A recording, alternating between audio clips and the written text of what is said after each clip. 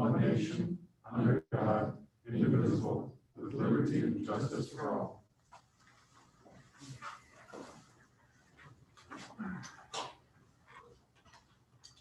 Okay, board attendance. Am I supposed to just announce that, or do you tell me? Here. That's exactly what I was saying. Oh, we have 7 Yeah. present. Usually Steve tells me, but. Oh, okay, we have 7 present, right? Yep. Steve and Bart Kelly are. Steve is Oh, on. Steve is on? Yeah, Okay. we're 8. Yes, do you hear me? Yes, We can now. So we have. Okay. yeah, we're 8 present. Okay, administrative report, so I'll turn it over to Sam. Thank you. That was easy. Yeah, good Good job. start. Superintendent report, so item 2, item number 1. We are going to switch up the order a little bit, and we are going to have Caitlin Bartlett and Darby Stetter have a presentation for us. Caitlin, are you ready to go? There you are. Welcome. And I'm going to go to their PowerPoint and hit present. And minimize this screen. So not to steal any of their thunder, but both Caitlin and Darby have started doing some work on really student empowerment and student voice. And they actually put together a survey. So if I'm saying too much, just say Ms. Bertella, okay? And actually, all of this is their work. And they reached out to me, and Lauren Sargent and I have been meeting with them. I will say it's been just one of the highlights of the last probably 2 months for me. Just in engaging with them, how articulate, how passionate they are about student voice. And so I asked them to come in and speak to the board about what their ideas are, what they would like to do, and the group that they would like to put together. And I'm in full support of it, so I will turn it over to you and Caitlin. Hi. So basically, yeah, that was an awesome introduction, but so we've just kind of been talking a lot. We've started forming the group, and it's a district-wide group. It's very student focused. It's student run. It's the student empowerment group for the entire district, and it's focused on getting students to feel empowered to speak up for their own education. Ready for the next one?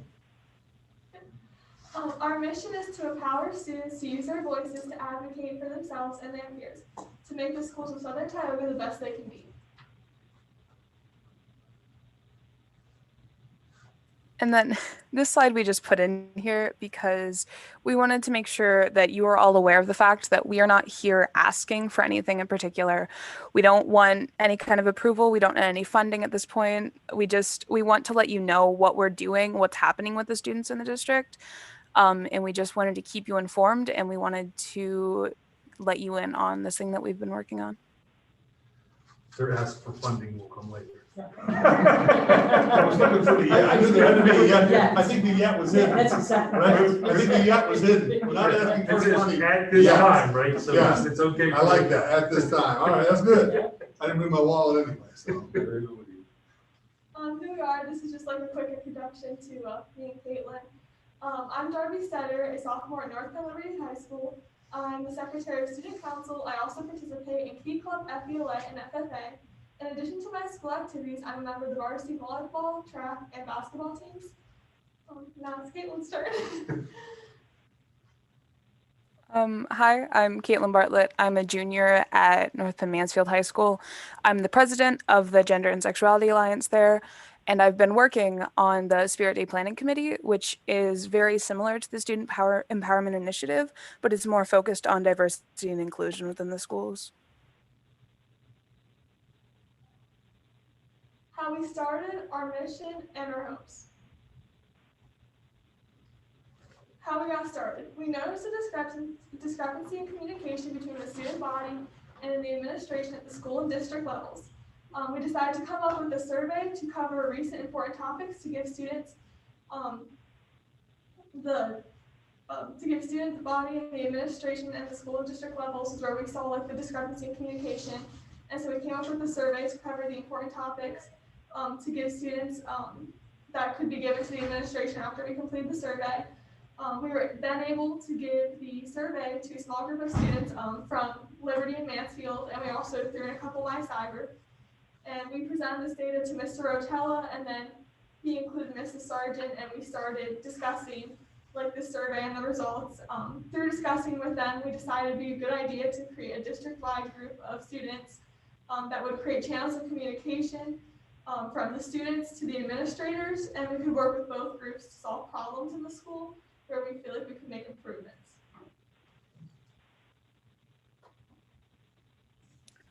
And then we really wanted to hammer in what we want to do with this group. So we want this to be focused on empowering the students to be their own advocates and advocate for their peers. And we really want Southern Tioga to be the best it can possibly be. And we legitimately feel that the best way to achieve that is to make the students feel as though they have a really powerful say in their schools. And then from there, we wanted to kind of talk about what we hope to gain from this. So we hope that students from all walks of life will feel empowered to speak up for themselves and others and their peers.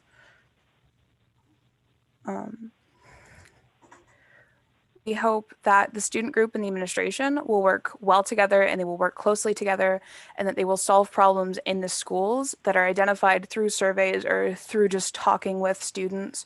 And we also hope that students will feel as though they can make suggestions in areas that they notice that are already good but could be even better, and that this group can work to make those improvements. We hope that students will feel as though they have a strong say in their education and school environment.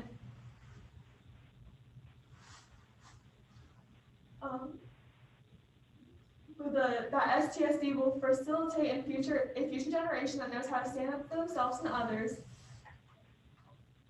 And we hope that STSD will fully lean into a learner-driven mentality, and all students will feel as though they are driving their education.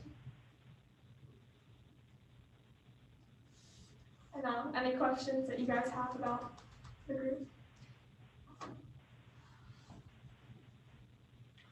So the correlation between this, you mentioned that you're a member of the student council. So how would this organization interact? Would it take the place of the student council? The student council is representing a various grade, and then this would be made up of all the grades across junior and senior high, or what's your vision for how that would interact with the student body government? Well, it's kind of like a district-wide student council, I would say. Okay. We have like groups of students from 8th grade through 11th grade at both North Penn Liberty and North Penn Mansfield. And we chose 8th through 11th grade in hopes to have them, so it would be like a 9th through 12th grade like age group, with possibly incorporating younger grades like as we get started a little bit later. And we just to connect like the whole district-wide piece into it. So there's like options for like Liberty and Mansfield. Like part of our surveys, we're like doing classes, and there's classes at Mansfield that aren't at like Liberty. And if it would be possible, if people want to go to Mansfield to take certain classes, that maybe open up a better channel for communication to be able to do that. Like that was just part of the survey, but it would kind of serve as like a district-wide student council, I would say. It's similar to that. So a word I saw in there a bunch of times was the empowerment piece, which I think is great.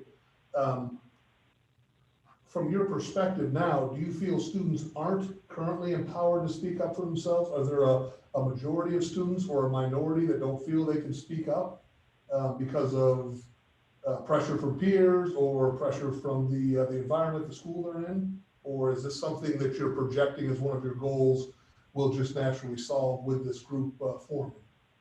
So are we fixing a problem that exists, or is this a problem that has the potential to exist in the future?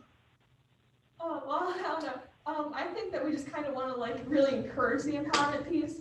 I don't think it's a huge problem or anything, but when we were coming up with what we wanted to call it, because we didn't really have a name for it, and so we kind of thought empowerment might be a good way to be we want to empower you guys to be creative, and as students come up with what you want your school to be like, and put it that way. So it's what you want to make it, rather than I like it. more of a I think it's student great. voice. I don't know if Katie has anything to add or I was not. supposed to say, Caitlin, do you have anything you'd like to add? Yeah, if I could jump on that a little bit. I mean, I think that, I mean, obviously, a lot of the reason that we use empowerment a lot is what Darby just said, is how we want it to feel that way to the students. But I think in the context of, is this currently a problem in the schools? I think to an extent it definitely is. And I think it is a problem. It's a very interesting problem because I know I come from a place of I've had a lot of opportunities to be directly encouraged to advocate for myself and speak up for myself. But I know that there are a lot of students in the schools who feel very apathetic about their learning environment.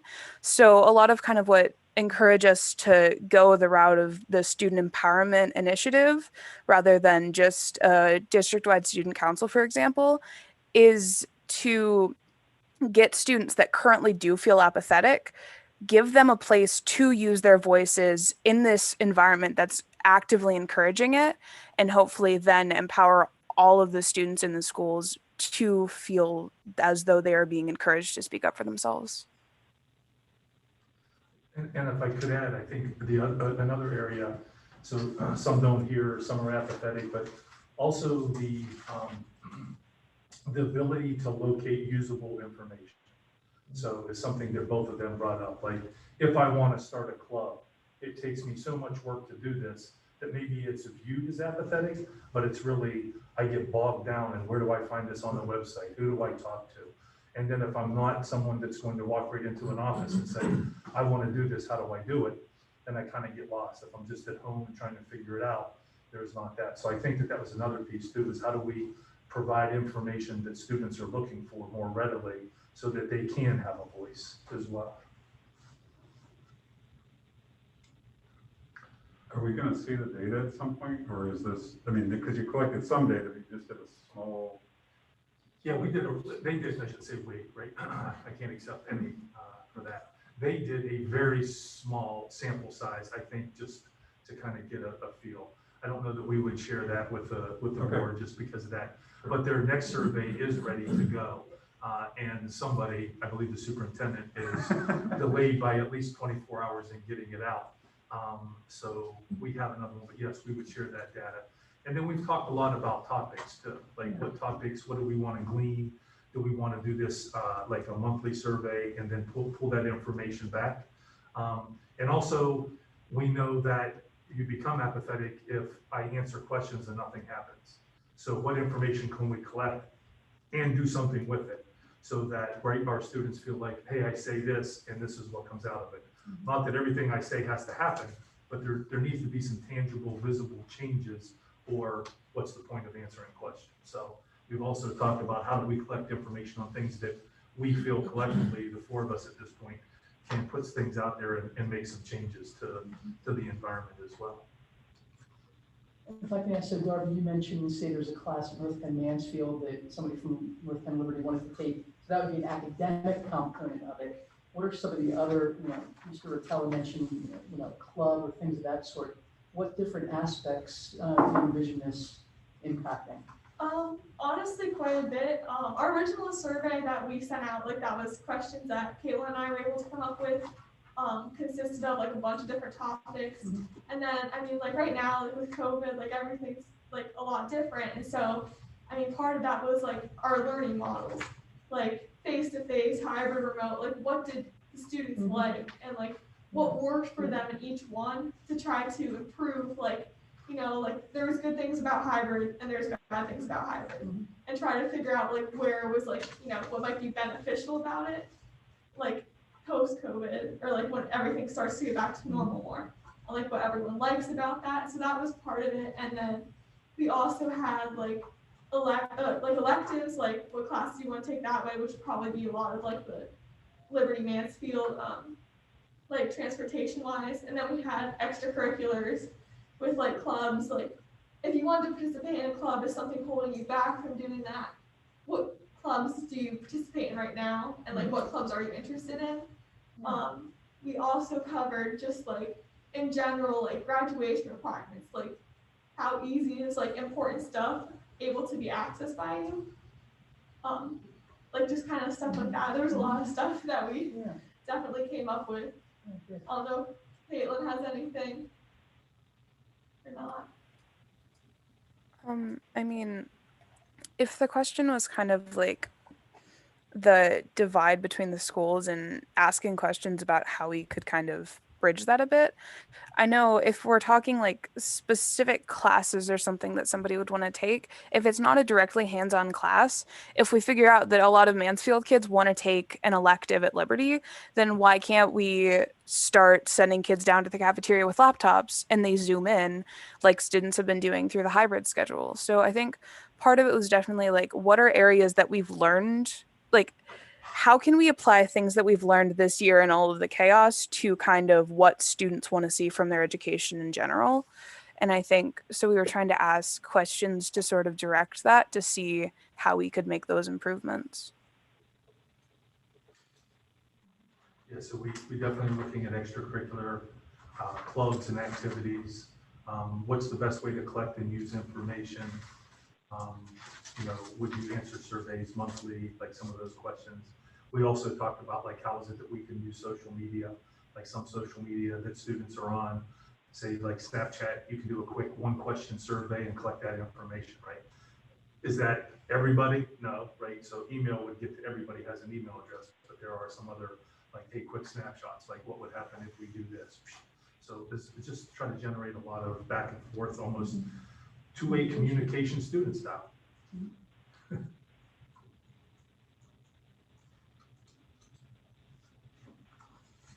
Other questions for Caitlin or Darby? I think it's great. I think that chose a great title, great name for the group, empowerment. The catalyst for change is so often, the burden of that isn't placed on administration or the cabinet or the principals or something like that. And it's very quick for people to say, this school isn't great because you won't let us do whatever. But that empowerment piece then brings the students in to become the catalyst for that change as a collective voice. So I would give you just a word of advice. You mentioned this earlier with the surveys that you do. I found this out over decades of doing surveys. It's good to publish the information. Because of your feedback, we were able to get, a Zoom class in the cafeteria for Mansfield or something like that, because then more people are more inclined to participate in those surveys if they see a direct feedback from that. So surveys have been around, by the time you get to be my age, now they're starting them younger, right? So you guys are doing them. And then when you get old like me, you're like, oh, I've been surveyed to death. You get it when you get it when you call DirecTV or you upgrade your Verizon phone, or everybody wants to do a survey and nobody wants to take the time because it's like, what is it really going to do?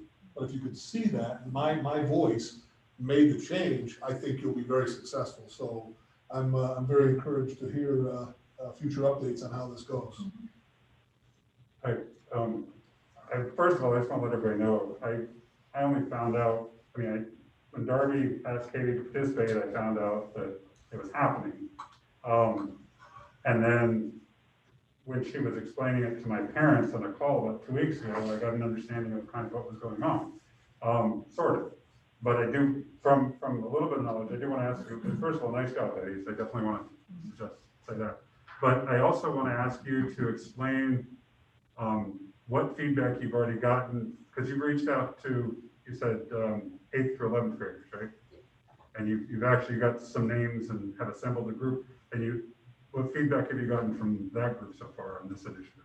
We got good feedback on it. We met with everyone that Monday of Easter break, so I guess it was like a week ago, just to see like what they all thought about it. And we shared with them the survey that we're planning on sending out soon, and just to like get general feedback. And I think it was like really good, beneficial. Everyone seemed like they liked the idea of it. And I know part of that's the survey was asking questions like, what would you think about like if we did this? And like the people that we got together that said they wanted to be part of the group did say that they would, like they were good with like the survey idea. I don't know if Caitlin has anything to. Yeah, I think so far the group that we have assembled is a really good group of students, because it's a pretty like varied group, because it's from both schools, from the whole like the range of 8 to 11 to hopefully continue to 9 to 12 next year. But I think everybody, there was a couple people that were very kindly critical, and they were supportive of the survey idea, but they kind of helped talk through like some of the things where like the survey starts out with an explanation of what the survey is. And like, because I'm one of those people, if you can't tell, I'm very wordy sometimes. And so they were kind of saying like, how can we make this less wordy? So I think there's a lot of support for the ideas that we've had so far, but it's a really good group of people that I think we're going to bounce off very well, which I think means that we'll be able to be a lot more productive because we're able to critique gently. But so far with what we've been doing, everybody was very supportive and very helpful and very on board. I say in 10 words, something that can be communicated in 50. All I live by. Exactly. I don't know where you get it, Kate. I'll keep trying to search for that, so. Yeah, you might have missed the fact that there were a number of board members that all were quite entertained and gave me slide, I don't know. Yes, well, there were a lot of side eyes looking at your father on that comment, believe me. Good job, ladies. Yep, so thank you both, right? Thank you for taking the initiative. Thank you for putting yourselves out there. And again, it's been really exciting to work with them and listen to them, and that they're willing to take it. And we've met and we've kind of said, hey, here's what you're responsible for. What time can you meet next week or in 2 weeks? We set up a Zoom, and in 2 weeks, they're ready to go with their information. So it's been really awesome. Yeah. So How do you get in this group? Like, is it open to anyone? Is it invitation only? Is it? Not you, Jim. Is there an age limit? I got a badge. We reached out to the principals and guidance counselors from the school and asked for student suggestions. Okay. And those grades. Very nice. yeah, so we're going to start off with the group that we have, trying to get reflective, giving some different ideas. You know, I think even out of this group, which I haven't even spoken to either one of them about, but you know, we've always had difficult time getting student board representatives that can be here on a consistent basis. And so one of the things that I was going to approach them about is, could we do that collectively? Like, in other words, like, here's a group, right, that can speak for the general both schools, and then rotate through so that somebody can be here. So if Darby's in track and she can't, and Caitlin's in a play and she can't, but hey, I have someone else that can come in and give it. So while it's not just an opportunity for an individual, we could get input from a group, and so that there would always be students here. So I haven't hit them with that yet, but that's, yeah. So, so you're now aware of one of your other outcomes. So Twice a month. yeah. So, but thank you. We appreciate both of you. And thank you so much for listening to us and responding with our survey, like both you and Mrs. Sargent. Yeah, thank you. You're welcome. Very much so. Okay. Okay. Thank you. Yeah, thanks. You can either stay for the entire meeting or you Gone. I say that whenever I introduce new providers and stuff, I tell them that every, you know, anybody wants to stay for the meeting, you're welcome. I can barely finish the sentence. So I know, I think I'll just get off. There you go. I don't blame you. Thank you, Darby. See ya. Thank you. Very good. Okay, district news, again, it's attached here. For your reading pleasure. Enrollment data.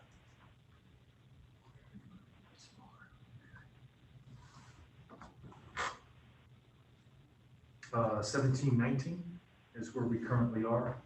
Homeschool students is 131. Cyber charter is at 107. I'm sorry, 62.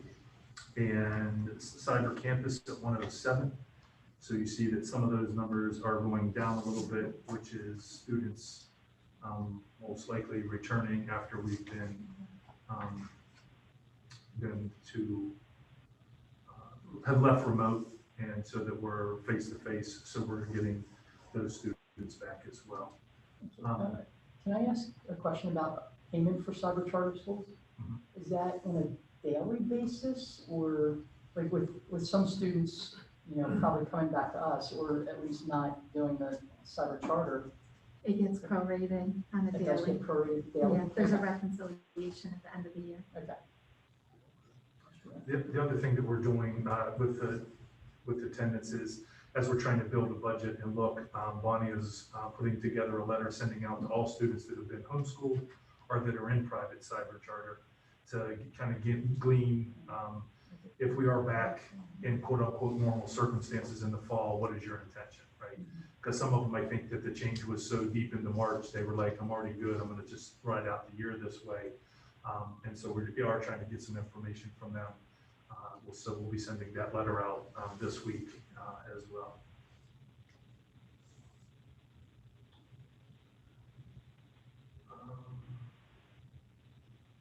Architectural firms, just to give an update there, we, a team of administrators, board member, visited both Marietta, Maine and Alloy 5, created an opportunity for a group to come in and tour some buildings, ask some questions, interact with administration from those two districts as well. And the last one, we just finished Alloy 5, was on Thursday.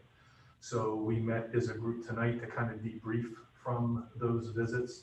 Our idea is Mr. Swingle is still engaging in doing some interviews of not just the architectural firms, but more branching out, talking to other districts or other people that have engaged, talking to some facilities or other people. So we'll be doing that probably for the next couple weeks too, and to collect all that information.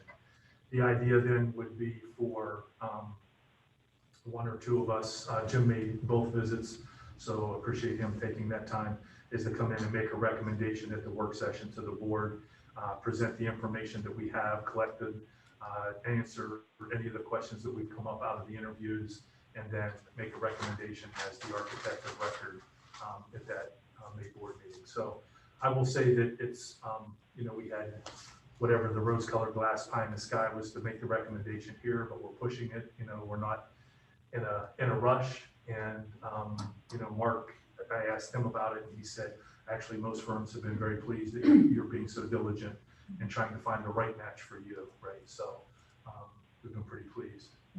What firms were we present? The two that we visited were Alloy 5 and Marietta, Maine. So we felt like that those were the two that were probably that we knew the least about at that point as far as the work that they have done. And so we chose those to visit. Anything you want to add, Jim, from the board perspective? It was very interesting. I mean, maybe you learn a lot. Yeah. And I think a lot of different perspectives too. So, yeah. Well, the people here, Jim went and Krista went as well. I did not go. Yeah, Chris, anything you want to add? No, I think we got a lot of comments on the people that did go, and we have some, you know, information that we're going to document. So moving forward, we can reference it. Really some neat ideas.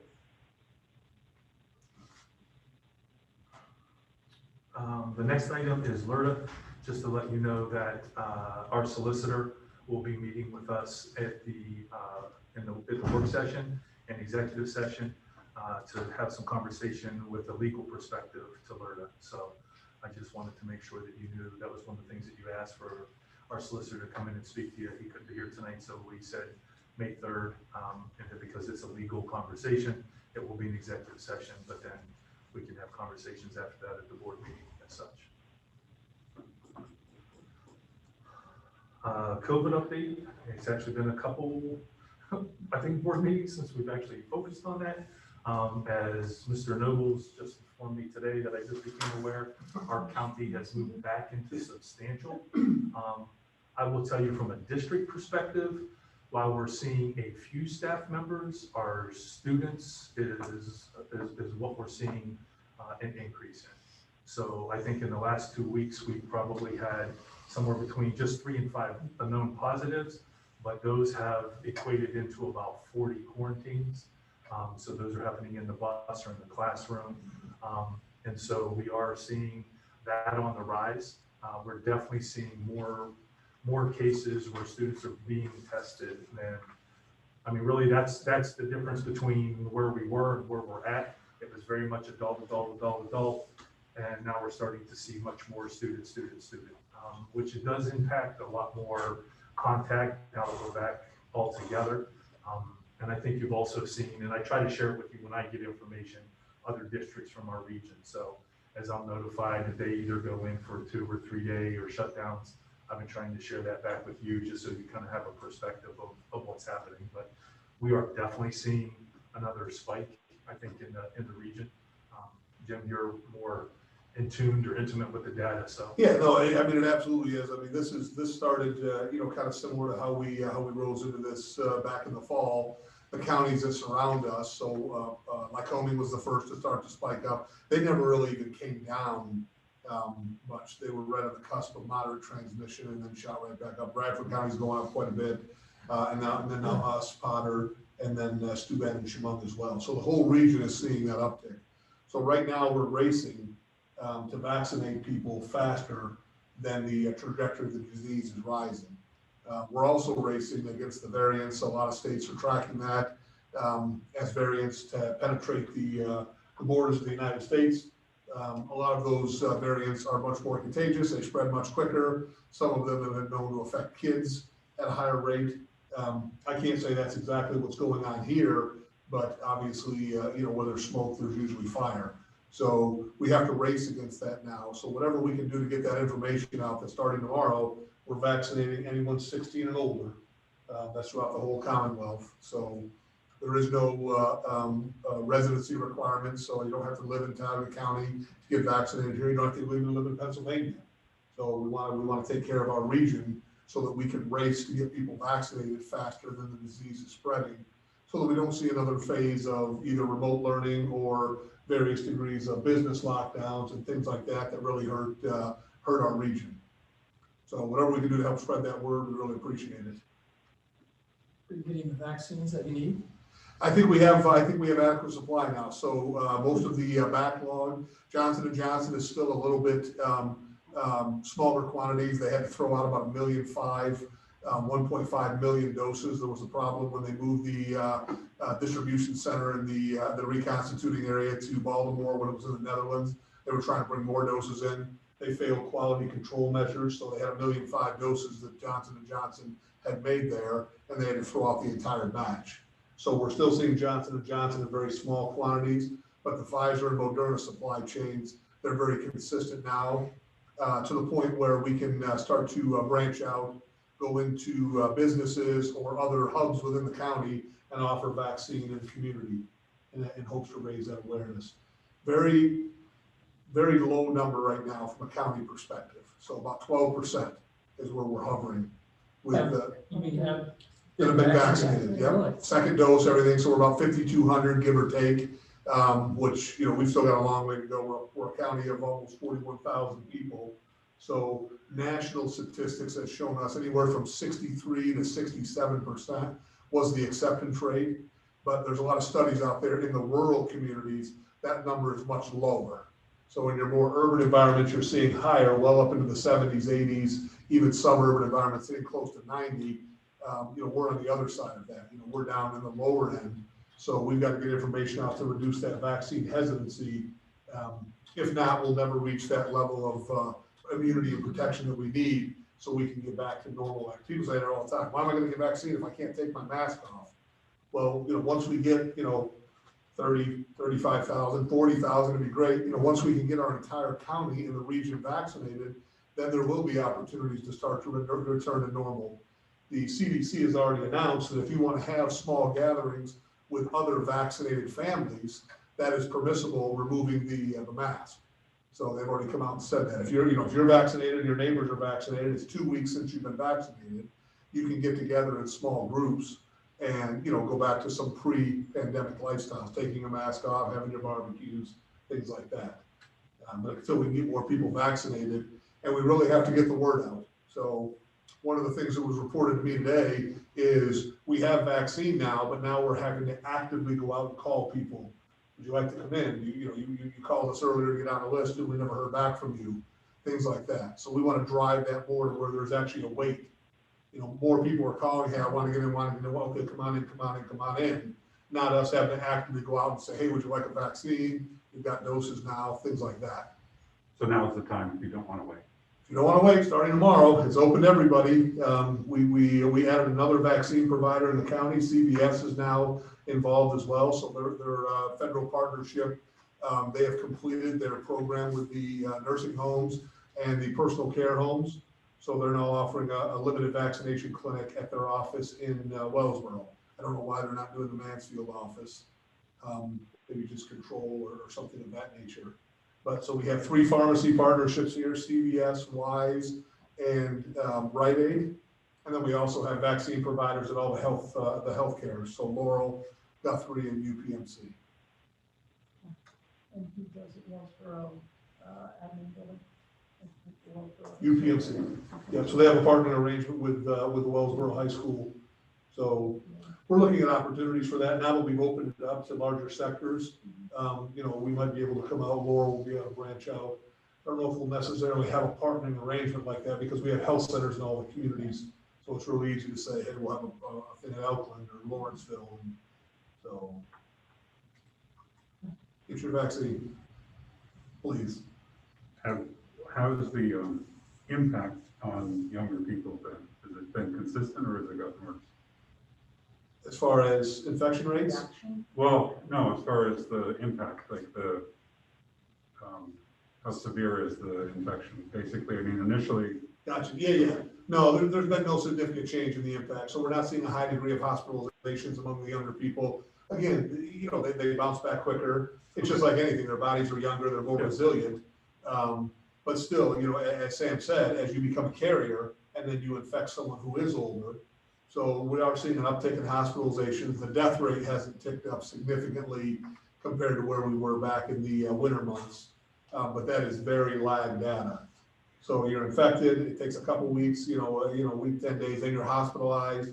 You might be in the hospital for a couple of weeks, ventilator, things like that, as the lungs start to struggle, and then we see that death. So the death is very lag data. So if you look at what's going on around the world, Pennsylvania is having a U-shaped return. So we were up and down, now it's going like that. The world is more of a V-shape where they went down and then immediately started to spike right back up. So, and we're all, the United States obviously follows suit with that. Unfortunately, right now, there's 5 states within the country that account for about 44, almost 45% of all COVID. So it's New York, New Jersey, Florida, Michigan, and Pennsylvania. So those 5 states combined are accounting for almost half of all COVID activity across the entire country. We put the word only in there, which I caution everybody not to do. And they say, well, we're only recording 50,000 new cases a day. But that's because several months ago, we were at 200 and some odd thousand, 250,000. So we're looking at 50,000 is good. But if you remember a year ago at this time, when we were hitting that 50,000 mark, everybody was kind of freaking out. Oh my goodness, what are we going to do? And 50,000 people a day. And even over the summer, as that rose up, when we hit that 50,000 mark and then went to like 60 or 70, that was a very high number that we want to drive down. So we have to drive this number back down, or we could be coming into, as Sam said, there's talk of a 4th wave. I'm hoping we'll be protected from that in our rural community as we were last spring and summer, but it doesn't appear that way right now. And what implication does this have on Southern Tioga? Well, going to substantial just changes so let me back up. The attestation form says that if you're a county that's in substantial and you are face-to-face, that you have to follow the masking, but that's an order. And then you have to follow a rubric for closing. So it just decreases the number of students that you can have in a building that are positive before you have to close. And they shrunk the number of days that you have to be closed. So there's a rubric depending on school, building size, and the number of days that you have to close. So right now, we're not seeing that number hit that we need to close buildings. But the number of students that are quarantined, right, puts some stress on the number of kids that are out on a consistent basis. And if that continues, right, then we're probably looking at hitting some numbers where we will have to close. It's not a choice. It's the attestation of us saying, we agree that when we hit this number, we will close our building for X amount of days. Are there any recommended changes? I can't remember to the sports. As of now, no. Okay. So, and we're following, masking even outdoors. I don't want to say we're liberal, but, if I'm in left field, I can pull my gaiter down. If I'm, out doing distance running by myself, I can pull my mask down. If I'm sitting on the bench, it should be up. If I'm going to bat and I'm next to the umpire and next to the catcher, it should be up. So, I think we're much more, even you're saying liberal, but I think we're much more conservative even than other districts. I've heard that from kids saying, we have to wear our, the other districts don't even, if they're outside, they don't have to worry about it. We have to, so. yep, so we're trying to do our part to keep the numbers down, because I want to keep the buildings open. That's always been the goal, is to keep them open. So we just have to be careful right now. We're seeing another wave that's impacting us.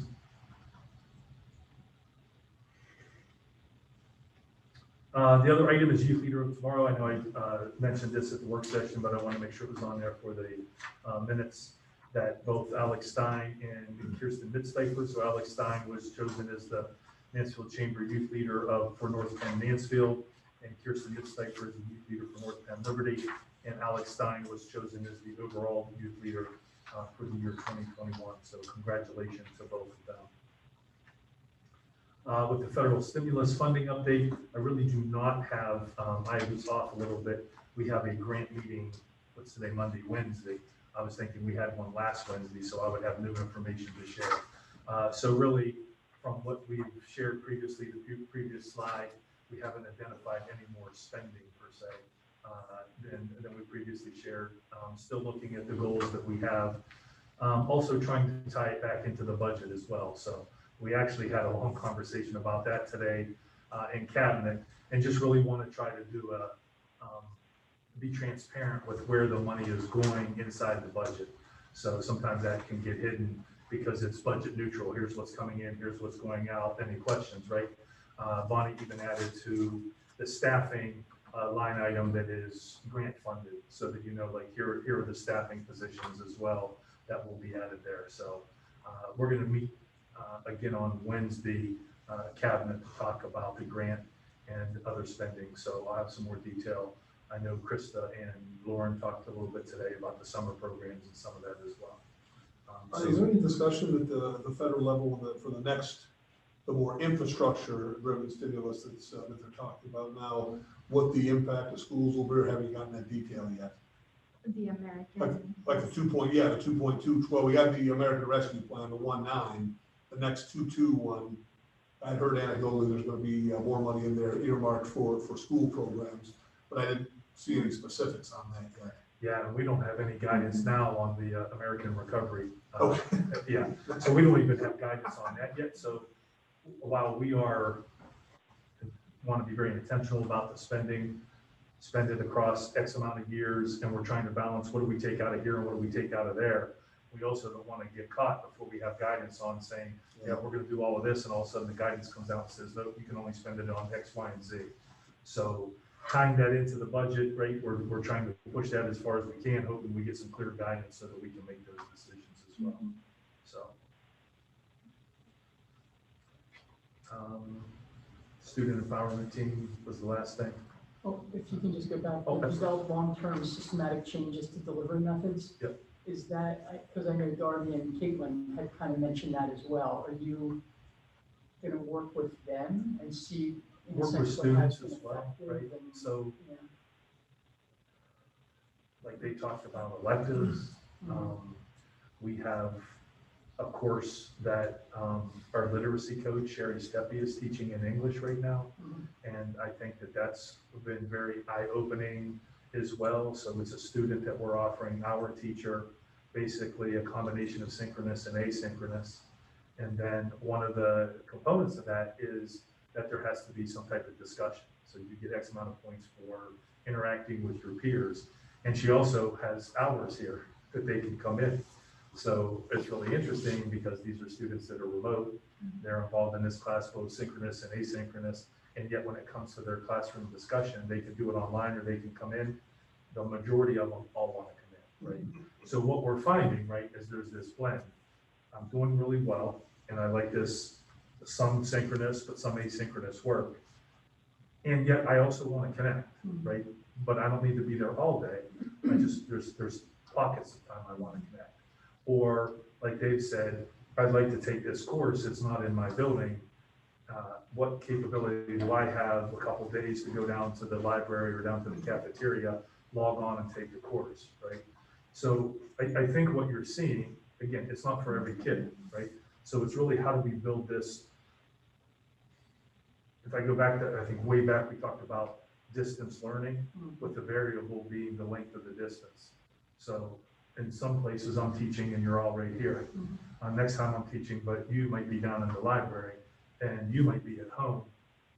And you may be homebound for another reason or something, other circumstance where maybe you're out of town for a week, right?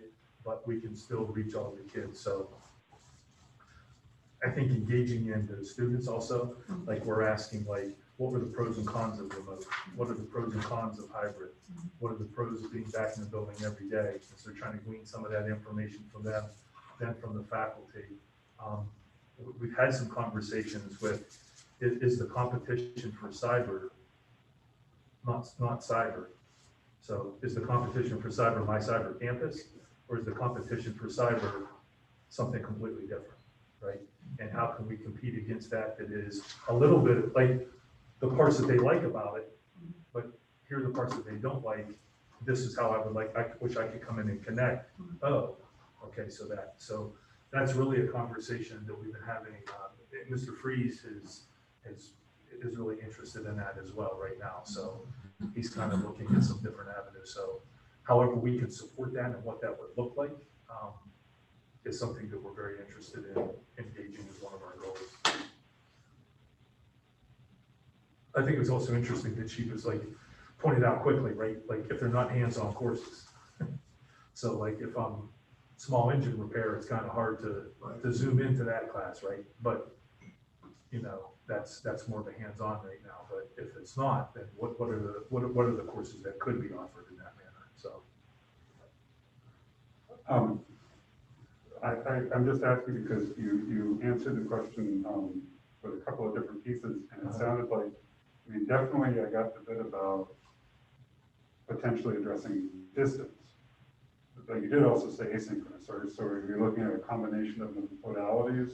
yeah, and I think that's like the work that we did at Penn State, and plus some of the feedback we're getting from students, right?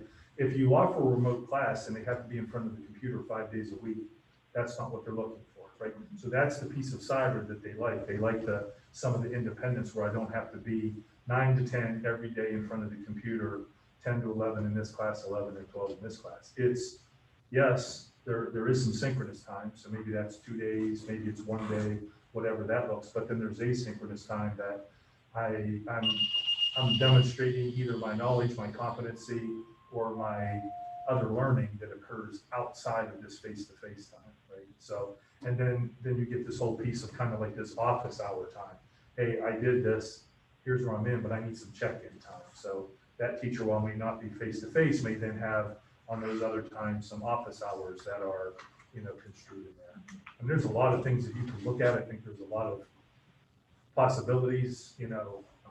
There'll be a conversation, we've talked about this with the union, about, you know, having those conversations. You know, are you ever at the point where you could look at staggered hours for teachers that are so inclined? You know, we stagger our hours a lot for my cyber campus, and, you know, there are a lot of kids that come in the evenings. So I think a lot of that is up for conversation and try to figure out how we best do it. So you have some practicum that's already occurred in the model that's occurred. I mean, in the context of the hybrid model that you've done and addressing it that way, has there been any further conversation in developing this with teaching staff in this regard, or not? I think we've probably been, I think faculty are aware, but to actually say that we've started conversations about them developing, we've been a little slower because it's felt like a pretty fast-paced change for faculty this year. You know, I mean, education is not that, right? It's not this week it's hybrid, next week we're remote, now we're back face-to-face. So I think like managing that, right, has been a stressful environment for faculty because that's not the norm, right? And so as we continue to look at that, I think that's why we're saying like what kind of funding would we need to support this either over the summer or, you know, for the next couple of years, right? To really engage in faculty and what does that look like? We have some faculty that have taught remotely and live streamed and have done the asynchronous, synchronous, so we're really interested in pulling them in. Like I said, Miss Steffi teaching, of course, she's teaching one course, but that's like, we're kind of, it's almost like this experiential course that she's diving into it to kind of get some feedback of what that looks like from a student and a faculty perspective. Okay. So now we're on to financial. Under the financial report is the food service eligibility and participation report as of March 31st. And top of the chart is our meal eligibility, and that's been pretty steady. We still receive applications. The second part of this is the average daily participation for breakfast and lunch. And you can see our numbers have increased and in March, which that's contributed to our students coming back in the buildings. The second item on the agenda is our year-to-date budget update for March 31st. You will notice that our local revenues show a slight increase. I contribute that increase to, we did send a billing to the IU for our IDA. Our IDA funding flows through the IU, and we sent a partial billing over to them to get that. And so the total revenue is slightly higher than last year, and our total expenditures right now are less than last year.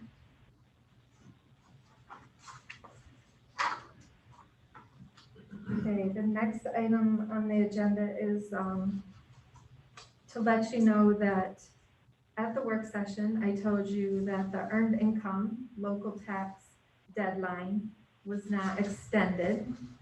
And today we had a meeting with Tioga Tax Collection Committee, and it was approved to extend that to meet be consistent with federal and state filings. So we've sent all that information out to all the municipalities and school districts, and it will be posted on their websites. It's been extended to May 17th, so please pass that news along. There is an attachment here of the background and information on that. It was attached later in the day, so. And the last thing is to provide a budget update.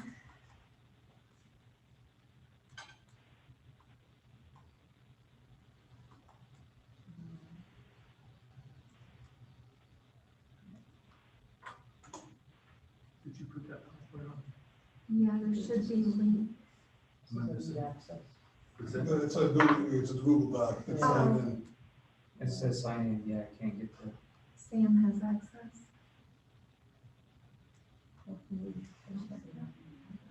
It's a link at the bottom. Yeah. I don't see Can you your pass? computer. If you scroll up, it's above the attachment. Gotcha. Thank you. You did it the right way. No, you didn't. Okay, sorry.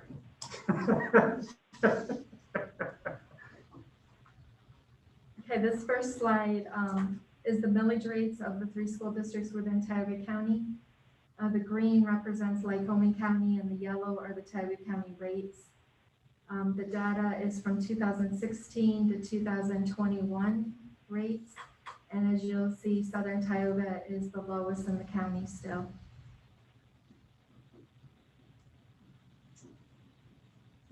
Why did Wellsboro spike in Lycoming? And we did not, so it's not. So they're multi-county like us, and they had a large step increase in their market values. Just in that area. And it has to do with the rebalancing of a multi-county.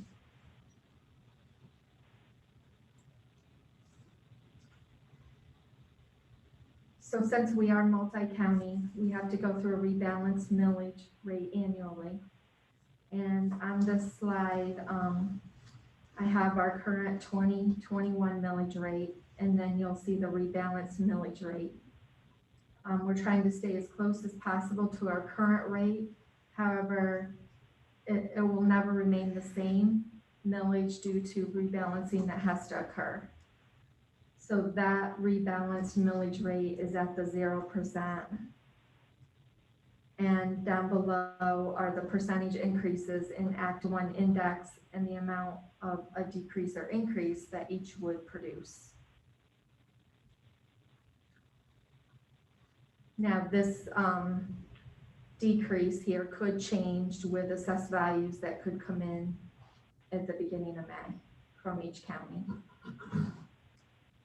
So if we do 0% increase, We lose money. we lose 55,000, 1%, 2%, and the 3.9 represents the highest we could possibly go.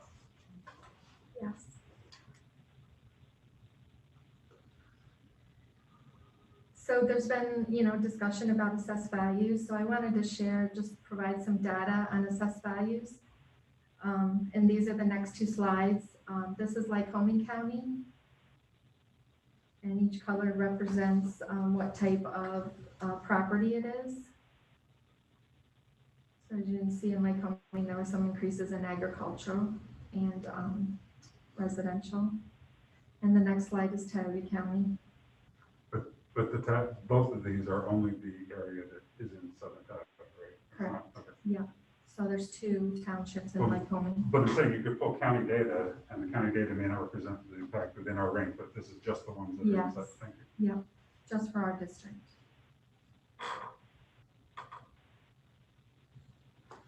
This slide is just to show mandated costs that the district has, salary, healthcare, PSERS.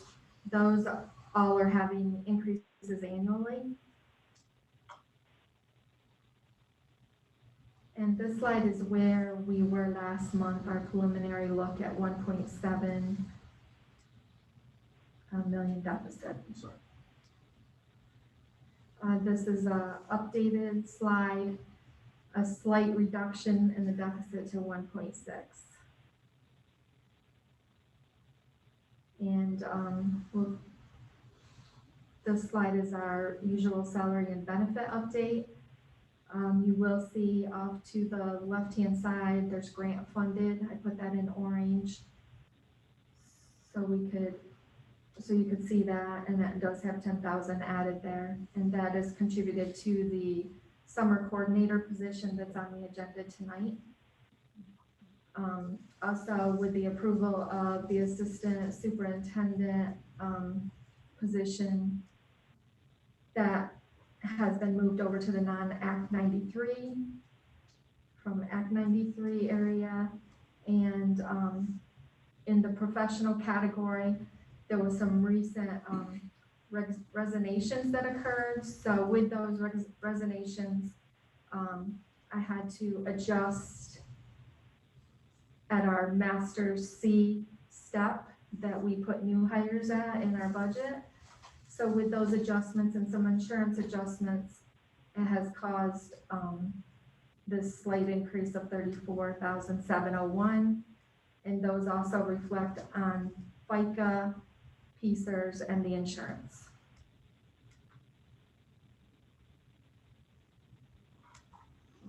Any questions? Would you use for the assumptions back on the budgets for the deficit for the negotiation with the contract? Would you use a flat? I'd rather not Okay. say. That's fair. But you factor that in some, there's a factor in there. Yes. Okay. You only have 10,000 on grant funded. I was under the impression that the social work and psychology intern. So they are not our salary positions. The social because workers they're are contracted? contracted Okay. with the IU. Okay, thank you.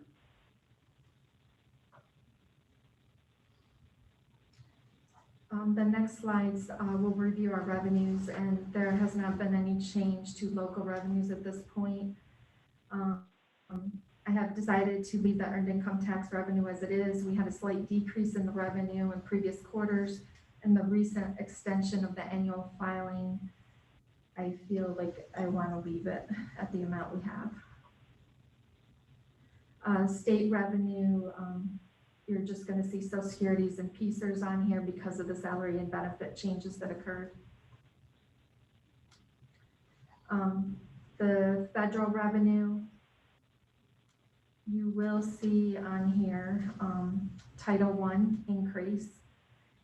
And that is because federal programs would like to carry over 15% of their Title I from this year can be rolled into next year. And that's what they prefer to do. So that is $101,211. And then you'll see the ESSERS grant line on here, that $14,260 is the total for the summer coordinator position that's being approved tonight. And that's 724, there, Sean and Green would represent those positions then. Okay. And then the 101,000 you're saying basically is not an increase, it's just a moving between. Yeah, they allow you to carry over. Right, but it's not something we can anticipate for the projection, it's something that's just being reallocated based on Yeah. use and availability Yeah. of things. And we have 10,000 in the salary area, and why it's up to 14,000 is because of the pieces of FICA. Right.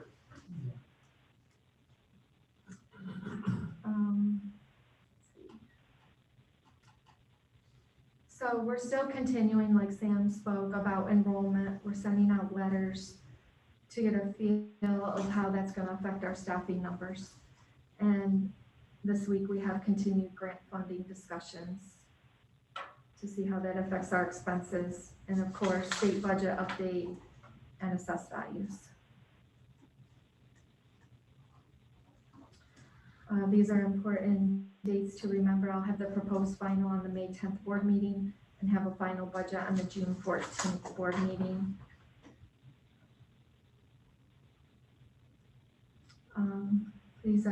We'd like to know your thoughts on millage rate increases and any other areas of concerns. Can I ask if you want that discussion, then you go back to the screen that shows the adjustment amount? Thanks. Yeah. Oh, okay. Gotcha. If your hands can move to the. You got it.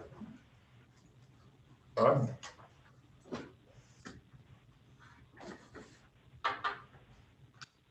So the proposed budget now shows a deficit of 1.668, whatever, 1.6 something.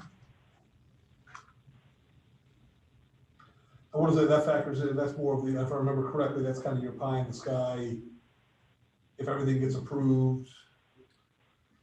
Has this gone through the cabinet filter and? So Okay. it is probably reflective of, I don't think there's anything sitting out there that we want that's not reflected in the expenditure. So Okay. Yeah. So if we trim it, we're making substantial, we talked about that before, we're making substantial cuts, program, things. Okay. And on the other hand, right, it's a very conservative Mhm. revenue, right? So that's this delicate balance too. If the state budget goes through, that would be one thing, but we're not sure where it's going to be. So that's a huge unknown there. And does this include like the PCERS increase and Yes. that's all in it too? Because I mean, that's something that we've allocated a reserve for Yes. that works for the time that we have it. Mm-hmm. At which time we don't have it, that rate still stays at the elevated amount and we still need to pay it. And we have health insurance reserves. Yeah, so we do have two reserve categories, healthcare and PCERS, and a fund balance, right, that we have budgeted. We have used those to balance our budget on paper, but have yet to have to dip into those, right? So while we've used them, we have tried to do everything that we can from having to dip into them, and we have not had to this point. But that is correct. So I'll say, one board member's opinion only, we kind of kicked this can a little bit down the road from last year, understanding that we were going to keep the increase, the tax increase relatively low to be supported during the COVID pandemic, unemployment, businesses shutting down and things like that. So we are starting to see the early resemblance of that V-shaped recovery that we had talked about before. Hoping it would happen, earlier in the year, but we saw a recent spike and stuff like that. So I wouldn't be in favor of, I don't know how we can do a 0 or a 1. So, looking at different, proposals I think you're looking for us to narrow it down, so you don't have to come back with, like we did last year, we had, Yeah. you had to do 6 different proposals with I think we're half-point increments or something to make it hard on you. I'd be looking at a 2. I'm not sure that the entire board here would be in favor of going all the way up to the index to the 3.9, but 2 to 3. Again, we've got some projects in the works in the future that we're going to talk about here at some point.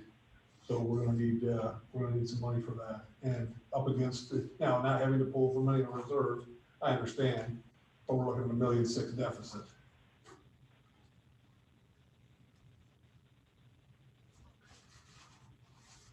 My fear is if you don't keep raising them some, all of a sudden you're gonna have to go above index to get caught up, and I've always had that opinion. Rather book a little bit at a time and then.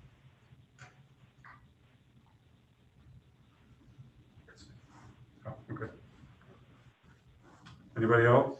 Steve, Chad, you guys? I mean, for me, based on our financial results through the last few years, I think we've shown that we monitor expenses really closely.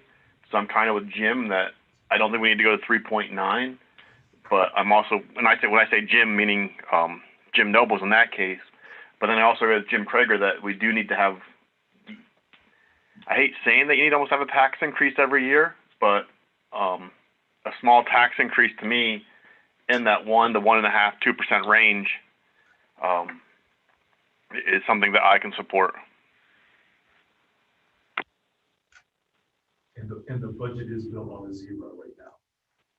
So the budget you're seeing, the 1.6 is built with a 0. Good.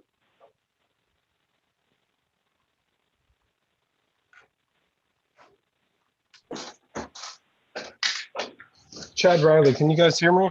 Yes. Yes, sir. All right, I guess I'll figure I'd chime in too. I think I'm on the opposite end. I do understand zeros unrealistic, especially when if you have a 0%, we could lose $55,000 potentially. I think that's pretty a tough pill to swallow.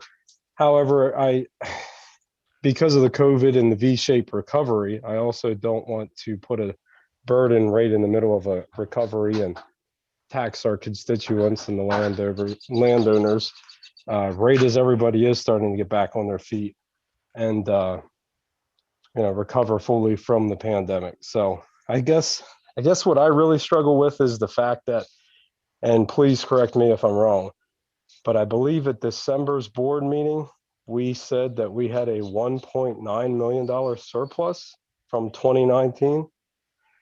And now we have a $1.68 million deficit. I know it was all allocated and we put some money in different budgets and reserves and building projects and all that stuff. But when you had a $1.9 million surplus from last year because of the shutdowns or whatever led to that, I don't remember off the top of my head. I do struggle with that and the fact that we're getting almost a $2 million grant from the last stimulus and then almost another $5 million from the recent stimulus that was passed, 2 grants there. I mean, all of that totals $9 million. Now, to be fair, I understand the grant money has to be spent certain ways and can only be put towards COVID relief and certain expenses, but on paper, it's a tough pill to swallow. So I would lean towards probably looking at a 1%. That's just my thoughts. Go ahead if you want to talk about, or is this the time to talk about how retroactive analysis versus, as you said, conservative budgeting, or is that not? Okay. Yeah, I'll hold on. Okay. Anybody else? And one thing I would like to throw out is one of the things I look at as far as because we always really are trimming the whatever, everything, to try to stay within the boundaries of what is available. And kudos to the fact that that does happen pretty regularly. But the one thing that I look at is the increases that we cannot control. And one of those is PACER and health, in other words, healthcare. So taking into account, even though we have a reserve for those, addressing the fact that those are increasing still, albeit at a slightly reduced acceleration, I think we need to at least go for that. And my assumption is that's somewhere between, I mean, it could well be more than 2%, but it's somewhere probably between 1 and 2 at a minimum. Is that fair? You don't know. Reserve theory. No, the increase between the increase in PACER and the increase in healthcare, both of which are going to impact, because I mean, the increase in PACER, I think, was more than that, but then we have slightly less than 70% of our budget is salary. So, and benefits. So it's not fully all that. So I mean, I guess I would be, at a minimum, I don't know where everybody else is and Ron turns out, at a minimum, we need to meet those increases. Because to me, those are state mandated, basically we have the state taxes passed on to the school district. So if we do not address that rise and basically provide our state tax increase that's done through the school district, then we're gonna have to take away from something. So at a minimum, I think we need to address that. I don't know what that number is. I don't know if anybody cares to know how that number is derived. But I mean, somewhere in the 2% range to me seems a reasonable a number given the projection and the amount. The other thing I would throw out there is I am concerned that we have a complete and transparent and honest discussion now, because last year we did kind of have this conversation, come to an agreement, and then you go backwards. And I hate to do that again. I mean, to be honest, it's like I'd rather say we're going to go 3.9% and then reduce it than to go through all of the balancing act of saying, here's our number, we're comfortable, are we comfortable as an aggregate, and then change it. So I mean, we have a couple of opinions. I think at this point, barring a detailed analysis, if people want to see that, of what those numbers actually come out to be, I'm comfortable saying somewhere around 2%. But I don't know if any of that matters to anybody. I mean, if the details matter to anybody else, or if the principle, as Jim has expressed, we need to consistently stay ahead of what's going to happen. And if we don't, we're going to be behind it. Yeah, I mean, I agree with Mr. Kreider on that. I mean, I think incremental increases rather than zeros and a big jump at some point, that is what's needed due to the increases that are beyond our control. Yeah. I don't know if I'd go as high as a 3%. I don't know that I would support that, but you know, at least 1 to 2, and that could be supportive of. Last year, we did not cover the cost, the increased cost of PSERS and insurance. We did not. So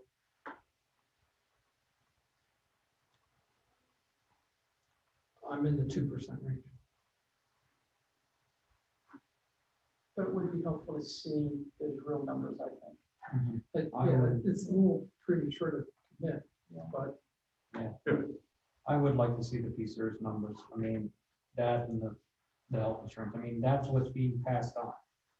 I mean, we're in a point where that state forcing us to do an increase just for that. I'm real concerned about the balancing, because that balancing is going to increase one county significant over versus the other. And that's just on the balancing side. I mean, people are going to see a net increase just because of the balancing between the two counties, because of this, the disparity between the two counties. I'm real concerned about that overall. I mean,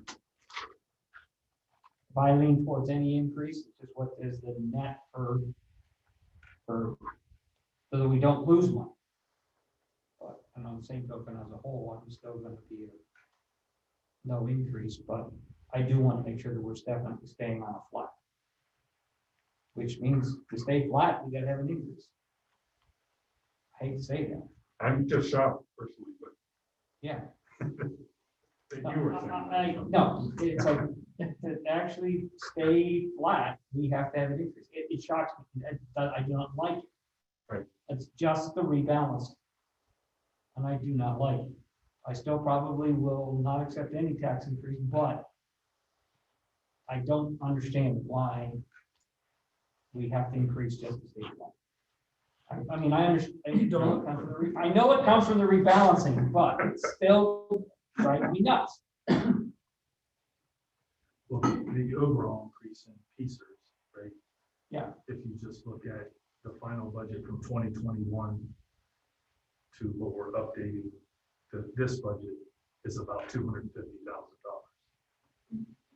And if you look at just active employee healthcare, you're going for 3.573 to 3.791. So you're looking about another 220,000 in healthcare. So in reality, you're looking at about 3.9%. Yeah.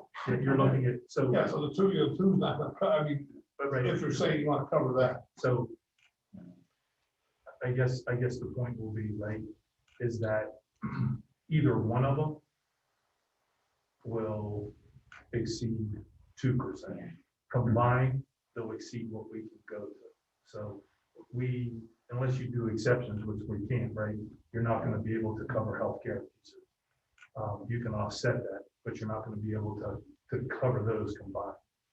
So that increase is $500,000 plus for our budget every year that you're walking into. So when you say that you don't have, like, that's the difficulty. Right? Well, these are the complete payments, though, too, correct? Those are That's what? not the net payment, is what I'm saying.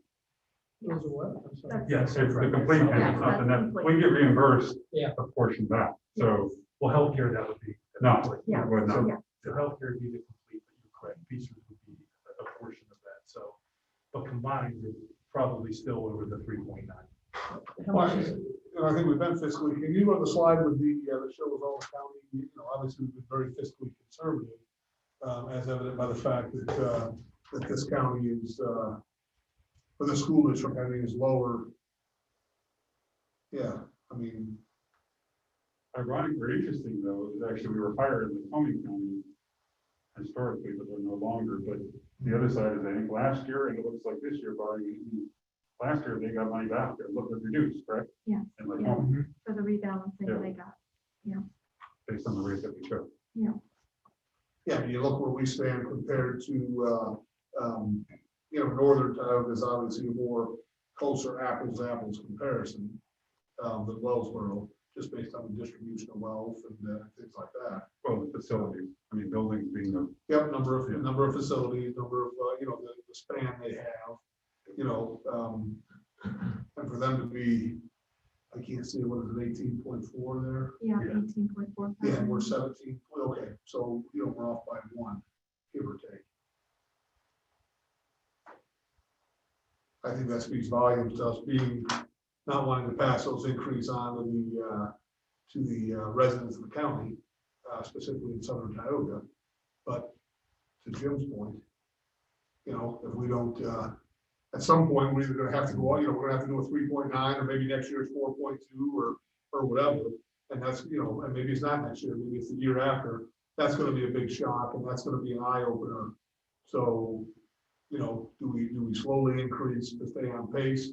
Or do we, I think that's one of the things we talked about last year. I remember the conversation, we were all set at one number and said, no, we're going back, we gotta lower it. Pay me now, pay me later. Can I ask how much we have in those assigned funds? Yeah. The other part to this is our high is always set by the state. Like, so even though we may want to go above that, if we don't raise taxes, there's like some years just because we're saying, oh, we need to go up 5%, we probably won't be able to. Hence why the slow, gradual increases at least facilitate the potential to avoid those drastic increases that we may want to do, but again, we may not be able to because of the state law.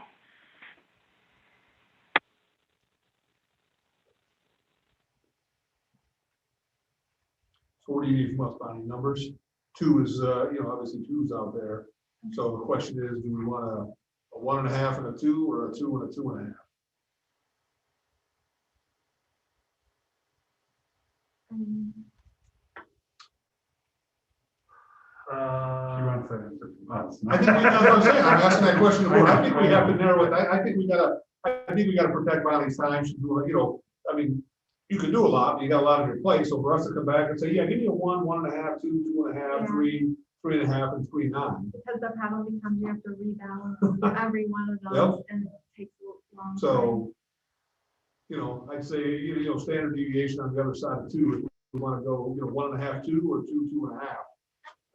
I could probably get on board with either way.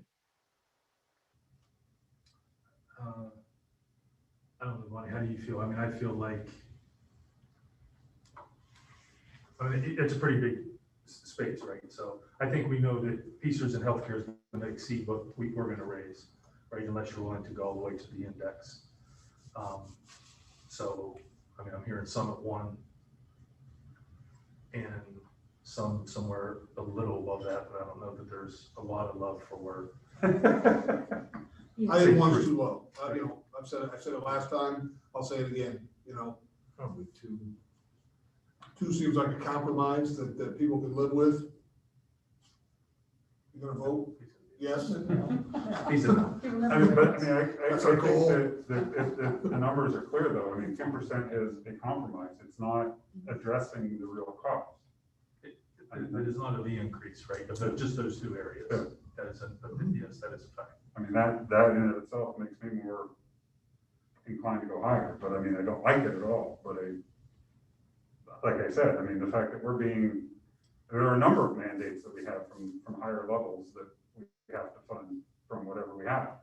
But those are very explicit, and they're very explicitly state, well, PCERS is state cost. Healthcare, no, we could, I mean, that can go in a number of ways, but yeah, I'm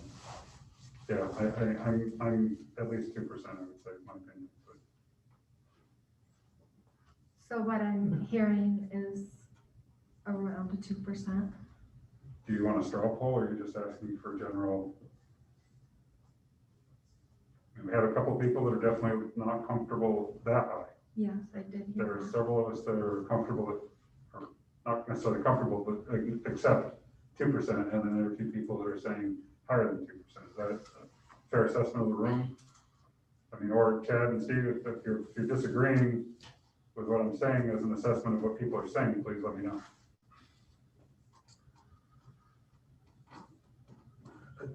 A 2% on the budget as it appears right now, right, is approximately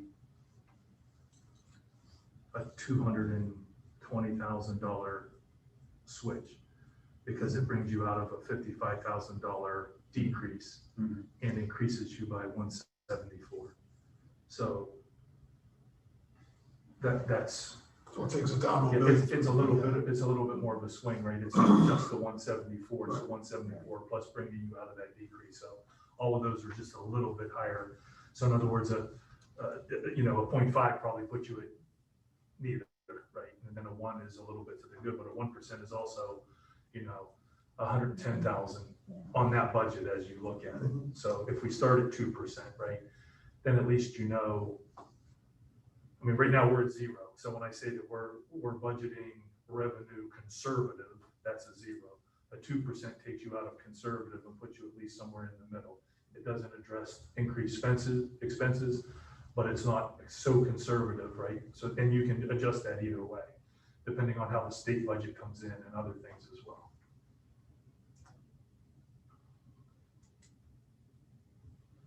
Saying maybe it would be helpful also, especially to the public, to explain how the impact on these grants are affecting the budget and what we're allowed to use in what categories. Right, so I think one of the areas that, and I can provide the letter that came from all the legislators too, right? That they are asking us this explicitly, right? And it puts us in schools in a bind, is that if you use your grant money for ongoing baseline expenses. In 3 years, you're gonna be in a bind. So if you use that to quote unquote balance your budget, yep, we can say, here are the increases on PPE, masks, all of these other things, right? Let's pay for that because we're anticipating never having that again. And we have, you know, some contracted services that we typically wouldn't use, but we are worried about. We're contracting 2 long-term sub nurses. We'd like to continue that next year. That is not something we envision having 5 nurses for the future of the district right now, but in this unknown, that's something we'd like to do. That's a good use of the grant money, right? If you start saying, I'm gonna pay for all my administrative, not saying that you can, right? But if I say I'm gonna start paying this line item out of grant money because we can tie it into the acceptable uses, you're kidding yourself, right? You're acting like you have revenue that you're not going to have in 3 years. So really staying away from those baseline expenses, while that number is staggering, right? When you look at $7, $8, $9 million in grant money, it's really to offset either costs that have already occurred or some anticipated increases that are short term. So I guess to Sean's point, are you looking for a straw poll to see what you want to pass it to? Thank you. Yeah. You're asking me or asking? I'm asking, you asked it. Oh, no, I did it. So is that what we want to do? We want to take, it's kind of an informal straw poll here. You know, would a budget pass if Bonnie put it together at a 2%? Would you like to build a budget that shows a 2% increase? There you go. Would you like to build a proposed budget with a 2% increase? Yay. It's worth saying that, yes. 1, 2, 3, 4, 5. No. You want to go north. Just when you read it.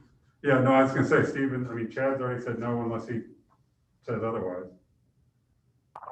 Yeah, no, I'm still a no. Steve, you said that's your comfort zone, right? I can support that for the budget purposes, yes. So 6. That's good enough. Yep. Okay. Okay. Yep. So anything further on that? No, thank you. Okay. So we're on to citizen recognition agenda items. Do we still have anybody that could be? Okay. Yes, we do have one. Okay, so please give name. Before I read this, if you have something you want to say, please raise your hand in Zoom or contact Sam separately. Is that? In the chat. In the chat, okay. And we'll give you the opportunity since I'm done reading this. Please give name, address, organization which you represent, and subject. Individuals or organizations distributing materials or information should identify themselves and the purpose of the distribution of their information. Comments will be limited to 5 minutes. Do we have anybody who wants to make a comment?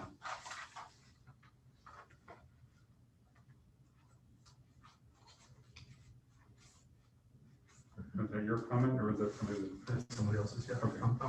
I'm not seeing anybody that wants to make a comment. If they do, we'll come back to them. Okay. We will proceed. If you happen to have a comment and have missed your opportunity, please reach out so that we can make sure that we don't miss what you want to say. Okay, moving on to the consent agenda. Is there any item on the consent agenda which somebody would like to have removed to be a regular voting item? Chad and Steve, if you have an issue, please just chime in. Otherwise, oops. No, it's okay. Okay. It says there.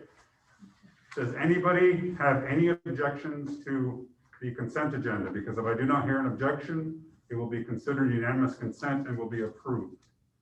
Are there any objections? Yes. Not an objection, but I had raised a question, and I believe that it's going to be very looking for the concerned PHP use of building. I didn't know if we had a lease agreement with them, if they had the appropriate insurances. I know we have a partnership and we work with them, but I don't know if they actually use our buildings. That's part of the application process, isn't it? Yeah, they do. So it could be. Did you find anything specific? So I did not find any lease specific for that. I do have an insurance certificate for the concern, for their other work they do. Okay, if Do you want they'd it? be using Warnell Miller rooms. in the So they summer? run a program year round. They run it all year. Oh, They run the okay. program all year. This Okay. is just extending summer. into the Okay. summer. Yeah. I will look into your question, because Yeah, I that, just want to make sure we're covered. yeah, That's we all. do have insurance. Okay. Okay. So do you want it taken off, or are you comfortable No, with it being fine. there? So are there any objections to the consent agenda being accepted by unanimous consent? Hearing none, the consent agenda is passed by unanimous consent. On to action items, 5.1, personnel items. Do I have a motion to accept the items under personnel items in 5.1? Jim Krieger, do I have a second? Second. Ivan Norway. Is there any discussion or questions on this item? Again, I had emailed earlier about the one qualification for the department chair job description was somebody with 2 years teaching experience. I don't know if that's what it was. It is 2 years, yes. Within our district, doesn't matter, they could be brand new to our district, come in. I just want to make sure we have, that we're I a think good that, pool to choose from. yeah, so I think that we would evaluate that on number of applicants.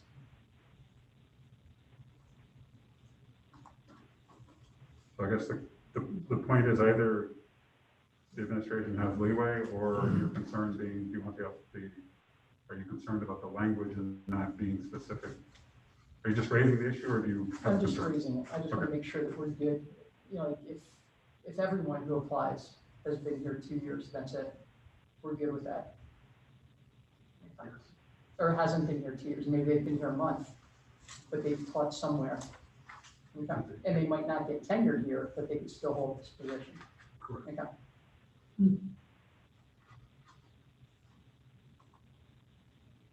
Any other items on 5.1? Any other discussion? Any questions? Sam, my agenda manager's acting up at my house. Is this the one that I asked Bonnie to separate, or is that a different line item? I can't see. Yeah, then separated. It's been separated. It'll be item number, is it 12? Yeah, yeah. Yeah, it'll be item number 12 that you have asked for to be separated out. Okay, thank you. You're welcome. Okay, hearing no further questions or discussion, all in favor, please say aye. Aye. Aye. Aye. Passes unanimously. 5.2. I'm not good at dealing with paper. Yes, that's. Board minutes. If I can have a motion to approve the March 15th, 2021 board meeting minutes as presented to the board. So moved. Jim Nobles, second. Second. Rochelle, any discussion or clarification? Hearing none, all in favor say aye. Aye. Any opposed? Aye. Passes unanimously. I love that delay. So it's 8-0, sorry, not same thing. Item number 5.3, treasurer's report. If I can have a motion to accept the treasurer's report for the month ending March 31st, 2021, as presented to the board. So moved. Warren and Jim Krieger. Any questions or discussion? Hearing none, all in favor, please say aye. Aye. Opposed? 8-0. 5.4, bills list. If I can have a motion to approve the general fund bills list in the amount of $3,198,445,016.16. The capital projects bill list in the amount of $100,598,000, and the food service bill list in the amount of $30,204.51. The scholarship and memorials bills list in the amount of $1,000, and the student activities bill list in the amount of $1,326.17 for bills posted from March 4th, 2021 through April 7th, 2021 as presented to the board. No. So moved. Thank you. Second, Second. Jim Krieger and Jim Nobles. Any discussion or question? Hearing none, all in favor, please say aye. Aye. Any opposed? Aye. One of those, Chad? He said aye. Oh, that was aye, okay. So 8-0. Unless I'm being correct, if I'm wrong, please correct me. 5.5, SMC contract renewal motion, if I can have a motion to renew the contract with the Nutrition Group, Inc. for the 2021-2022 school year with no guaranteed amount. So moved. John Martin, I'll second that. Steve? Any discussion or question? Hearing none, all in favor, please, say aye. Aye. Aye. Opposed? Abstentions? Aye, me. 7-0-1. Unless I and me is 2. Yeah, sometimes I feel it. 5.6, if I may have a motion to approve the 2021-2022 solicitors as presented to the board below. Cox Stokes Lance for district solicitors, Sweet, Stevens, Katz, and Williams for labor attorney, Eckhart Siemens for bond counsel, and McNees, Wallace, and Nurick, special education counsel. So moved. Second. Ivan and Jim Nobles. Any discussion or question? Hearing none, all in favor, please say aye. Aye. Aye. Aye. Any opposed? Passes 8-0. 5.7, approval of fund depositories. If I may have a motion to approve the depository listing for 2021-2022 for the funds as presented to the board below. So moved. Barb Scholl, do I have a second? Second. Jim Kreger? Any discussion or question? This is the fund depository motion run, right? Yes, the fund depositories, yes. I know. How much are we paying the community foundation of the Twin Tiers to hold our funds? So, we were scheduled to have a meeting with them before COVID hit, to review this in more detail, and we haven't gotten back to that yet.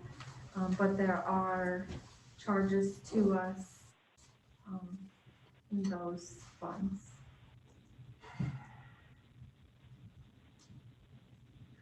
So it was on the agenda to look at. Hopefully we get back to that.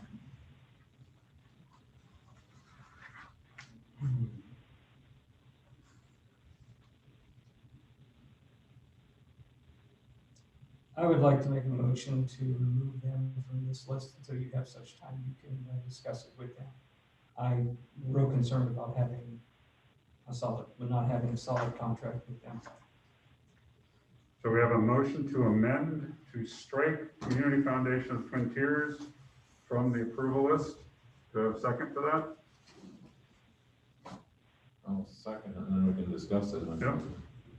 So we have a second, Jim Kreger. Is there further discussion? Is there a specific reason? I'm just concerned because I know we put our scholarships and all that there, but they're, I just don't understand their fee structure. And I haven't had a clear answer on that. It just came up to me when I was doing some research today. That's why I would have brought it up earlier, but it was just some stuff I was doing today, and it's like, I'm just unclear on this. And I do not understand their fee structure and what's going on with, that whole situation. I just want to have a clear picture of them as a depository before I would like to move Can I forward. ask when you were reviewing? I went back through the original documents where they were trying to find the original documents when we were, what fees they were going to charge us, what percentage, and So you were on more docs looking at previous contracts? yeah, trying to find it, I just couldn't find it. So I've always been a little uncomfortable with them, but I understand what was done with them. I mean, there's two aspects of this thing, right? One of them is what the original reason was about the amount of work that was going into managing it internally, I believe. Mm-hmm. And maybe Sam can elaborate on that desire. And then the other one is what the implication is if it's stricken, right? If striking this has implications to us, or if we can defer it for a month to gather information, if that's the collective wish. You want to elaborate on why, if you remember? Well, it was just a matter of putting scholarships in an outside fund that is used, and I believe that they collectively, across all of their funds, then can pull their money together that create some type of interest-bearing rate, and then some of that is put in there. And then it kept us from having to write checks and accept monies as they come in for different scholarships, and us being the ones that oversaw that. And so I believe that was under Mrs. Chichuli then, recommended moving there so that the scholarship monies could be put in there. And I'm sure that there are administrative fees for holding that money. I mean, we're not talking an overly significant amount of money that they hold. There's some in a general fund, I believe it's a North Penn Mansfield general fund, and then there's some specific scholarships. As far as the exact fee structure, I'm unsure about. I guess my question would be, with Sean, it's the same question. If we strike them, does that prohibit us from using them, or do we need that vote now, or is it just we're voting because it's the typical time we do it? It's just for voting because it's the typical time we do it. Okay, and then the second question would be is, if we approve them as a fund, a depository, does that mean that does that inhibit us from pulling our money out tomorrow, even though they're accepted?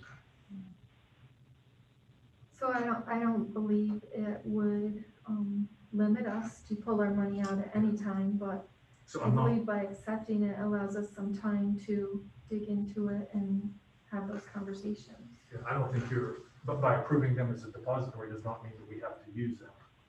So we could, again, investigate and provide that information upon being requested, and I can have that information for you. Okay.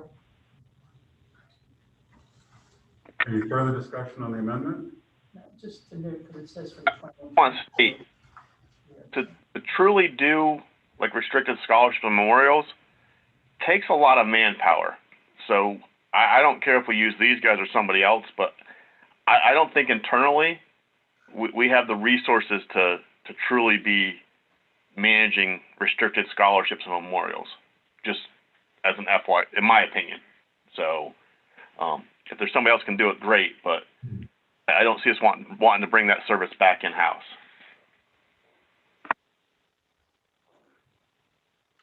It is the next school year.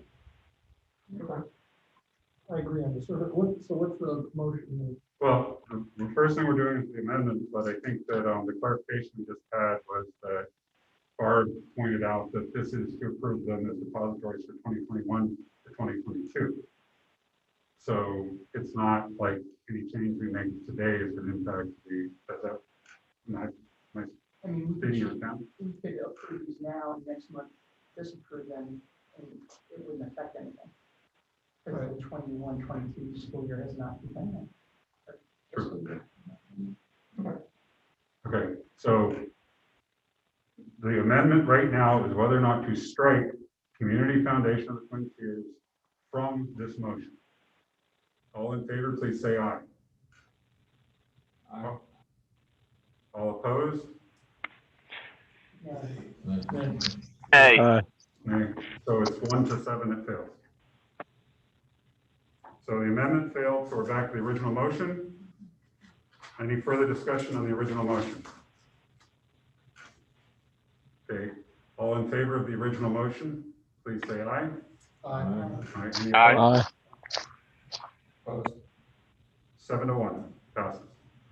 I would like to throw out, and my suggestion is that there is a specific request to pursue clarity on this. Okay. Also, did we have a community or a citizen comment? I could read it at the end if you want. Well, I didn't know if since that was the one preceding any particular voting item, it impacted the voting item. I can read it now. Okay. It's okay. The citizen is Matt Harold, and Matt lives at 833 Ritz Road, Mansfield. And the comment that he has asked me to read is, the budget shouldn't be based on a grant, but actual revenue. I feel we should not add more administration with facing a deficit. Which we've actually already voted on that one. Okay, I guess the only thing I would throw out there, not that I'm encouraging it, but I do want to be explicit about it, is anybody that voted for the motion can actually make a motion that we reconsider if that commentary makes you change your opinion on the personnel, because that addresses, the comment addresses personnel. So if you voted for personnel, which I think all of us did, you could make a motion to reconsider and we could pursue that again, or we can proceed. Unless I hear a motion to that effect, we'll proceed. So we are now on to 5.8, approval of the fund depositories First Citizens Bank. I would appreciate a motion to approve First Citizens Community Bank Depository for 2021-2022 for the funds as presented to the board below. General Fund, Food Services Fund, Online Merchant Capital Reserves, Capital Projects, Student Activities, and Scholarship/Memorials. Do I have such a motion? So moved. Barb Scholl, do I have a second? Second. Jim Kreger, any discussion or questions? Hearing none, all in favor, please say aye. Aye. Any opposed? Steve abstained. Any abstentions? Aye. Okay, 701 passes. 5.9, lease agreements. Motion to approve the 2021-2022 lease renewal agreements with Stepping Stone Preschool, Fowler University, and Mansfield Area Nursing School, as well as the 2021 to 2026 5-year lease with Bradford Tioga Head Start as presented to the board. So moved. I'm going to say John and Jim, you want to be a second? Absolutely. Okay. Any discussion or question? There was a question, two questions, I believe, that were brought up last Okay. time. Both of them were, well, there were several questions, I shouldn't say that. There were several questions. One was the $1 million maximum minimum. Yeah. And so that was changed so that it's $1 million minimum. There was some question about some different pay dates. Those were made consistent. Am I Yes. correct? Yep. Okay, across the board. There were two other questions about Mansfield, Bradford Tioga Head Start. And I spoke to them today that their rate is, as stewards of the community, that they try to review what they're paying. Also understanding that we don't charge for toilet tissue, paper towels, and some things like that. So they try to encompass all that, and then they do an average, and that's why they put a 3% increase in year to year. I also asked about the 5 years, and again, because they are predominantly, maybe almost 100% right, grant funded, either federally or state, having that long range gives them some ability to forecast budgets and gives them stability, and when they write their 4 or 5 year grant plans. So that was the rationale for that. Thank you. Yep. Anything further? Hearing none, all in favor, please say aye. Aye. Aye. Any opposed? Aye. I'm for it. Thank you, Steve. You were on a delay there. Okay, passes 8-0. 5.10, 2021-22 school calendar. If I could have a motion to approve the school year 2021-22 calendar as presented. So moved. Jim Noble, do I have a second? Second. Jim Kreger. Any discussion or further clarification required? Hearing none, all in favor, please say aye. Aye. Aye. Any opposed? Steve still on? I'm still here. I was for it, but I was too late to get the mute undone. Oh, thank you. It passes 8-0. I didn't hear you. It's like, that's what. If I can have a motion to approve the EFRP group engagement letter for school years ending 2021. School years? For school, is it school year? Yeah. For school year ending 2021 as presented to the board and having been amended. If I can have a motion to that effect?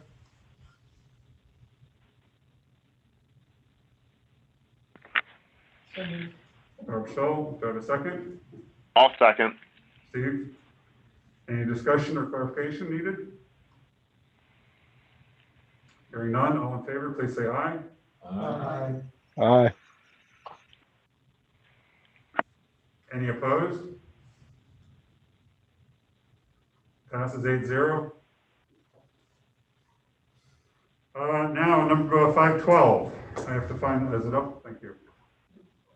Okay, 512, if I can have a motion to approve a personnel transfer of Jacob Brown for a full-time custodian at North End Liberty to full-time building and grounds district-wide. Effective date to be determined. Starting salary is $16 an hour, no change in benefits. So moved. Jim Craig, do you have a second? Second. Barb Scholl, any discussion or clarification required? Why isn't this in personnel? Extension. This is an extension, it needed to be pulled separate. Gotcha. All in favor, please say aye. Aye. Aye. Opposed?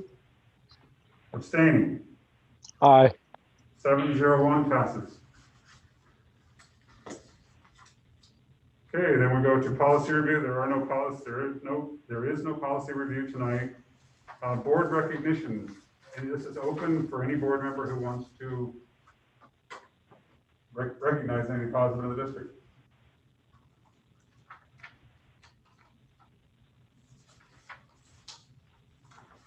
Moving on, citizen recognition for general items. We still have,